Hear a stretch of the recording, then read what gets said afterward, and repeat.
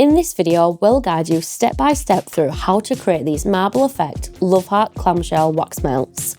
Perfect for Valentine's Day, Mother's Day or any other special occasion. We recommend gathering all your ingredients and pre-weighing both your wax and fragrance oil. Begin by melting your wax using your preferred method. For this tutorial, we're using the SFC 1.7 litre wax melter, which melts wax quickly and evenly. Once the wax is fully melted and reaches its melting point, carefully pour into a heat-resistant jug.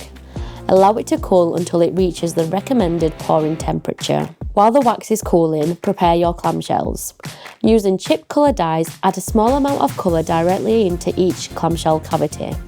When the wax is poured, this is going to create a beautiful marble effect we're aiming for. When the wax is close to its pouring temperature, add your chosen fragrance oil and stir thoroughly to ensure it's evenly distributed throughout the wax. Now it's time to pour.